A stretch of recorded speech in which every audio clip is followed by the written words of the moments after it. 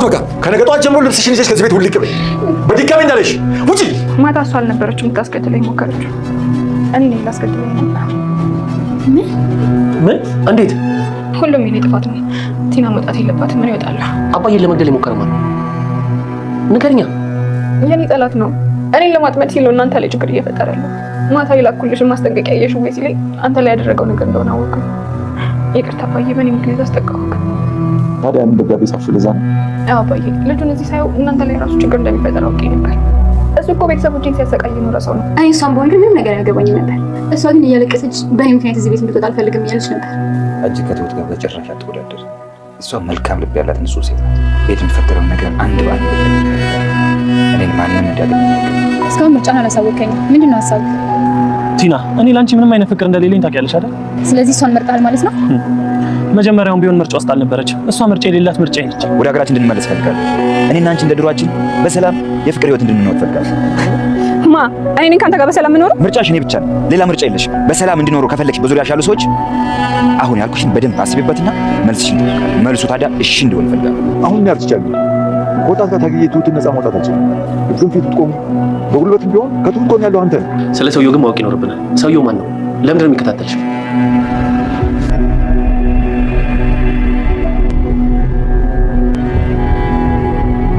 አባባ ቲና አስወግድልኝ ብላ የላከችውን ሰው ታግለው ወይም ደግሞ ለማሸነፍ ሲጥሩ በመታገል እያሉ አንድ ሰፈር ልጅ ደርሳ ብላ ስትጮህ እሱም ጥሏቸው ሩጧል። ነገር ግን ቲና አሁንም እሳቸውን ማስወገድ የሚለው ላይ እንደቀጠለች ናት። ሰውየውንም እንዴት አንድ ሽማግሌ ማስወገድ ያቅታል እያለች ስትጮህበት ነበር። እሱም ቀኑ ዛሬ ብቻ አይደለም ለዛሬ አልተሳካም። እሷም ግን ያ ነገር አልሳካ ሲላት በሻይ መርዝ ጨምራ እያዘጋጀች ነበር። ለእሳቸው ነው፣ ለሌላ ለማንም ሊሆን አይችልም። ይህን ሽማግሌ ገላግዬ ንብረቱን ለሁለት ከካሌብ ጋር ተካፍዬ የሚለው ሀሳብ ላይ ናት ያለችው። ሰላም ጤና ይስጥልኝ ውድና የተከበራችሁ በመላው ዓለም ያለች ኢትዮጵያና ኤርትራውያን ናችሁ። እግዚአብሔር ይመስገን ደህና ነኝ። የግፈኛው ሚስትና የሰራተኛዋ ፍጥጫ ወይም ደግሞ ትሁት ድራማ ክፍል 52ን አብረን እናያለን። የባለፈው ክፍል ቲና አባባን አስወግድልኝ ብላ የላከችው ሰው ፊት ለፊት ተገጣጥመው ነበር ቪዲዮ ያለቀው። ሰውየውም ቀጥታ ጩቤ ወደ ማንሳት ነበር የሮጠው። እሳቸው ግን ጀግና ናቸው። እጁን እንቅ አድርገው ነበር ያዙት። ያን መዞ ሊሰካባቸው ስል እጁን በኃይል እንቅ አድርገው ያዙ። ትሁትም ቲና በምታወራበት ሰዓት በር ላይ ነበረችና እያዳመጠች ቢሆንም ነገር ግን ምን እንዳለች አልሰማቻትም እና የእህቴ ልጅ እያወራሁ ነበር በምትላት ሰዓት እና ለምን ደነገጥሽ? ምን አስደነገጠች? እያለቻት ነበር። ነገር ግን ትሁት አሁን ላይ እንደ ድሮው ልትጠራጠር ቲናን በፍጹም አልቻለችም። ጭራሽ እያመነቻትና ንጹሕ ሰው እንደሆነች ለአባባ ለማሳመን እየሞከረች ነው። ካሌብና ትሁትም አባባ ስልካቸውን ዘግተው ስለጠፉ በጣም ተጨንቀው ነበር። ቲናም ምንም አልሆኑም አታሟርቱባቸው እያለች ነበረ። እሷ ምንም እንዳላደረገች እና ንጹሕ እንደሆነች እያስመሰለች ነበር። ትሁትም አሁን ቲናን በጣም እያመነች መታለች። እሷ ንጹሕ ናት፣ እሷ ምንም አላደረገችም፣ እሷ ምንም አታውቅም የሚለው ነገር ላይ ጸንታለች። ከዚህ በፊት አንቺ ያሳገችው ጊዜ ነው እንደዚህ ስልኩን ዘግቶ የጠፋው አባቴ እንደዚህ ስልኩን ዘግቶ በፍጹም አይጠፋም፣ እንደዚህም አያመሽም እያላት ነበር ቲናን። እሷም በፍጹም እኔ እኮ ተቀይሬያለሁ፣ አሁን ቲና ሌላ ናት እያለች ራሷን ንጹሕ ለማድረግ እየሞከረች ነበር። እኔ መልካም ለመሆን እየጣርኩ ባለሁበት ሰዓት አንተ እንደዚህ ትሆናለህ፣ በቃ የራሳችሁ ጉዳይ ብላ ካጠገቡ ተነስታ ሄዳ አንተ አቶ ካሌብ ሬሳህን ለመቀበል ዝግጁ ሁን በምትልበት ሰዓት ያ ሰውዬ ይደውላል። እሱም ለዛሬ እንዳልተሳካ ይነግራታል። ቲና በጣም ትናደዳለች። እንዴት አንድ ሽማግሌ ማስወገድ ያቅታል? ቀኑ ዛሬ ብቻ አይደለም፣ ለዛሬ አልተሳካም፣ ሌላ ቀን ይሆናል በሚላት ሰዓት ለእኔ ግን ቀኑ ዛሬ ብቻ ነበር እያለችው ነበር። እሱ ግን እንድታሳምናቸው እየነገራት ነበረ። ታውቀዋል፣ ከአሁን በኋላ ከቤት ያስወጡኛል ስትለው አትወጭም፣ የሆነ ማሳመን እንዴት ያቅትሻል እያለ ማድረግ ያለባትን እየመከራት ነበር። ካሌብና ትሁትም ተጨንቀው በነበረበት ሰዓት አባባ በር ከፍተው ይገባሉ። እሳቸውም ልክ እንደገቡ የታለቻች ባልየ ነበር ያሉት። አስመሳያትንም አባዬ በጣም እኮ አስጨንቀህን ነበር፣ እንኳን ደህና መጣህ ብላ ልታቅፋቸው ስትሞክር ወይ እንደዛ ብለው ገፍትረው ነበር ወደ ሶፋ ላይ የወረወሯት። በዚህ ሰዓት ትደነግጣለች። እንዲህ አባዬ ምን እያረክ ነው ትላለች። እናንተ አይመለከታችሁም ዝም በሉ ይላሉ ካሌብና ትሁትን አባባ። ካሌብ አባትም እንዴ አባዬ ምን አድርጌ ነው በምትላቸው ሰዓት አልገባሽም እንዴ ምን እንዳደረግሽ? ቆይ ምንድነው ፍላጎትሽ? እኔ ይቅርታ ስላደረግኩልሽ አርፈሽ አትቀመጭም? ምንድነው ጥፋቴ? አልገባኝም እያለች ለማሳመን ወይም ደግሞ ንጹሕ ለመሆን ለማስመሰል እየሞከረች ነበር። ተሰሚኛለሽ፣ እኔ አንቺ ያደረግሽውን ነገር ማድረግ አቅቶኝ አይደለም፣ ነገር ግን ገንዘብ አታሏት ነው ትመለሳለች ብዬ እየጠበኩሽ ነበር። አባዬ ግን ምን እያልክ ነው? ለምን ግልጹን አታወራም? ምንድን ነው የተፈጠረው? እያለች ራሷን ንጹህ ለማስመሰል እየሞከረች ነበር። አባባ ማታስመስይ አንገዳይ ሰውዬ የላክሽው አንቺ ነሽ። በጩቤ አስወግተሽ ልታስገድኝ ነበር አይደል? በምትልበት ሰዓት ካሌብ በጣም ተበሳጭቶ አንገቷን ያንቃታል። አንቺ ግን ለምንድን ነው ከህይወታችን የማትወጪው? ምንድን ነው ፍላጎትሽ? ብሎ አንገቷን አንቆ ይዟት ነበር። አባባም አሁንም እንዲገላት አልፈለጉም እና ተዋት በቃ ብለው ለመገላገል ይሞክራሉ። ካሁን በኋላ ላይሽ አልፈልግም፣ ልብስሽን ይዘሽ ከዚህ ቤት ውልቅ በይ፣ ድጋሚ እንዳላይሽ ውጭልኝ እያሏት ነበር። አለምም ቆይ አባዬ ምንድን ነው የተፈጠረው እያለ ነበር። አንተ ነህ ለዚህ ሁሉ የምታደርገኝ እያሉ ነበር አባባ። እኔ እሷ ለምታጠፋው እያንዳንዱ መጠየቅ አለብኝ እንዴ እያለ ነበር ካሌብ። አባባም እና ታዲያ ይህችን ሴት ወደ ህይወታችን ያመጣት ማን ነው? ማን ሊጠየቅ ይችላል ከአንተ ውጭ እያሉት ነበር። ቲናም ውጭ ስለተባለች ልብሶቿን አዘጋጅታ ለመውጣት በምታስብበት ሰዓት ትሁት ተረጋጊ ቲና፣ ትሁት እስከ ዛሬ ቲናን በጭራሽ አምናት አታውቅም ነበረ። አሁን ግን ባለፈው አዳንኩሽ ከዛ ከገዳይ ሰውዬ ስላለቻት ብቻ ለማመን በጣም ሙሉ በሙሉ ማምናታለች። ለማመን ብቻ ሳይሆን አምናታለች። ያን ሁሉ ነገር ያደረገችውን ቲና ትሁት አሁን እንዴት ልታምናት እንደቻለች በቀላሉ። እሷንም ስንት ጊዜ በመርዝ ልትገላት፣ አባባንም ብዙ ስታሰቃየው ብዙ ነገር ያየችውና ያዳነቻቸው እሷ ነበረች። ታውቃለች ትሁት የቲናን ክፋት። በፍጹም መልካም ነገር እንደማታስብ እያወቀች እንዴት ልታምናት እንደቻለች አሁን ላይ በፍጹም እሷ ንጹህ ሰው ናት፣ አሁን የድሮ ቲና አይደለችም፣ እሷ ተቀይራለች እያለች እና አባባንም እና ትሁትን ፍለጋ የመጣው ሰውዬ ተነጋግረው ሰውየው ወደ ትሁት ደውሎ ማታ የላኩልሽን ማስጠንቀቂያ ደረሰሽ አይደል እያላት ነበረ። ትሁትም በዚህ ሰዓት እኔ አይደል እሷ አይደለችም መውጣት ያለባት ከዚህ ቤት እኔ ነኝ አባዬ ተው እንዳታስወጣ ቲናን እያለች ነበር ትሁት። ማታ ሰውየው ቲና ሳይሆን የላከችው ልታስገድልህ እኔ ነኝ ላስገድልህ የነበረው እያለች ነበር። ምን ማለት ነው ደግሞ ይሄ እያሉ አባባና ካሌብ ትሁትን እየጠየቋት ነበረ። ቤተሰቦችን የሚያስጨንቅና እኔንም ሲቃይ ሲያሳየኝ የነበረው ሰው አሁን ደግሞ እናንተ ላይ መጣ እና ደብዳቤውን የጻፍሽው አንቺ ነበርሽ ለዚህ ነበር እያሏት ነበር አባባ። አዎ ምክንያቱም ይሄ ነገር እናንተ ደግሞ ቤተሰቤን ሲያሰቃይ የነበረ ሰው ደግሞ እናንተ ላይ ጉዳት እንዳደርስ ስላልፈለኩ ለዛ ነው እያለቻቸው ነበር። አባባም እኔ ብዙ መከራ ሲደርስብኝ ከኔ ላይ ብዙ ስቃይ ያሳየሽ ያሳለፍሽውን ነገር እንዴት ይረሳል?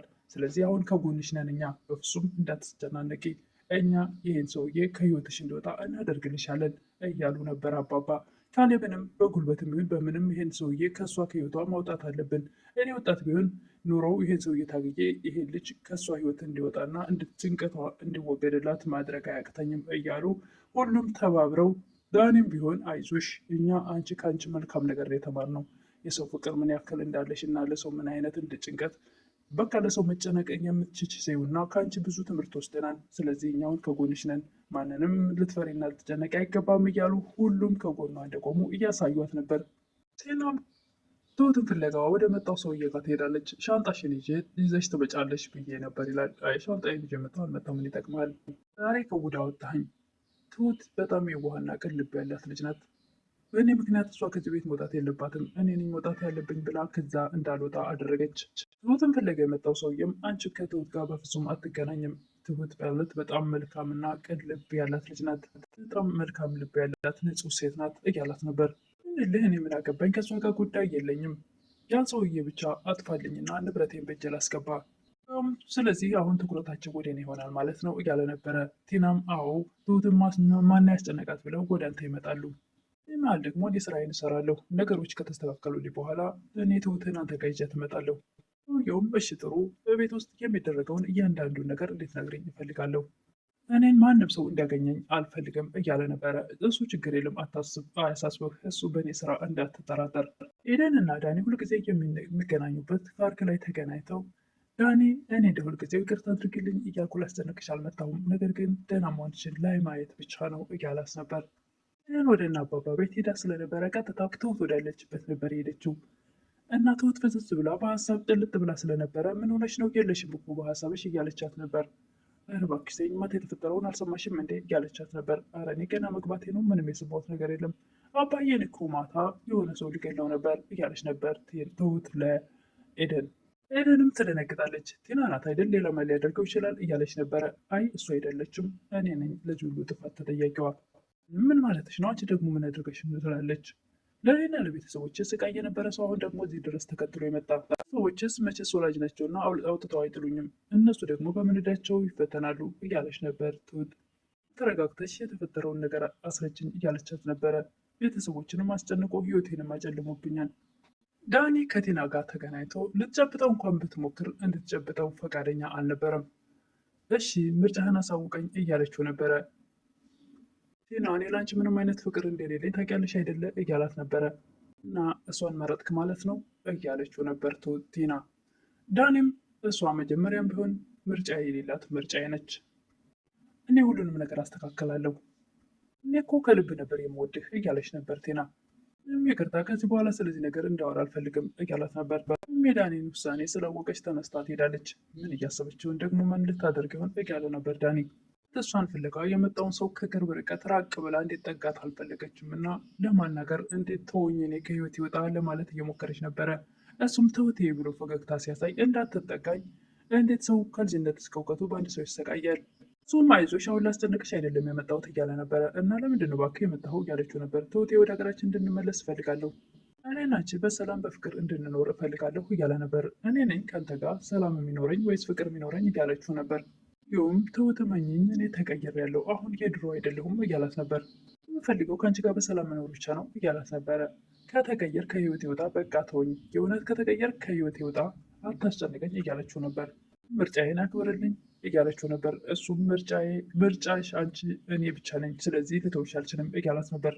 እኔና እኔ ብቻ ነኝ ምርጫሽ፣ ስለዚህ ደግሞ በሰላም እንዲኖሩ በዙሪያሽ ያሉ ሰዎች ከፈለግሽ አሁን ያልኩሽን ነገር በደንብ አሰቢበትና መልሱን እፈልጋለሁ። መልሱ ደግሞ እሺ ብቻ መሆን አለበት። ታዲያ አባዬ የትሁት ነገር እያስጨነቀ ነው አይደለ? ያሰብከው ሀሳብ አለ እንዴ እያላቸው ነበር። እሳቸውም ያሰብኩት ነገር የለም፣ ግን ደግሞ ትሁትን ከዚህ ጭንቀት ማዳን አለብን፣ ደግሞ ለዚህ አንተ እርዳታ ያስፈልጋታል እያሉ ነበር። አባባ የኔ እያለ ነበር ካሌብ። አዎ አሁን እኔ አርጅቻለሁ፣ ሆን ኑሮ ታግዬ ትሁትን ነፃ ማውጣት አያቅተኝም፣ ስለዚህ በጉልበትም ቢሆን አንተ አድርገው እያሉት ነበር አባባ ካሌብን።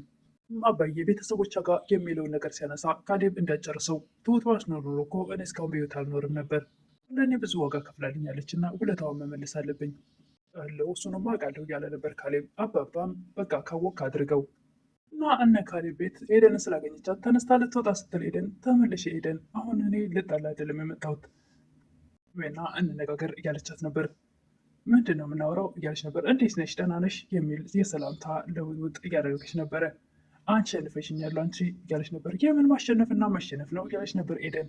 እኔ ወደ አንቺ ጋር መጥቷል፣ አሁን እኔን ማየት አይፈልግም፣ በቃ ከኔ ወሰድሽብኝ፣ ድሮም እኮ ብቻሽን ነው ስትለፊ የነበረው እያለቻት ነበረ።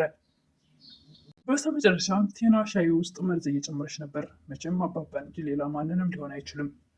ምክንያቱም አባባን በተደጋጋሚ አሁንም ይህን ሰውዬ ከህይወቷ እንዲያወጣላት እንዲገላግላትና እሷ ደግሞ ንብረቱን የመካፈል ላይ ነው ሀሳቧና ጉጉቷ ያለው። ሁልጊዜም ሀሳቧ የአባባን ንብረት መካፈል ላይ ብቻ ነው እና ሌላ ማንንም ሊሆን አይችልም።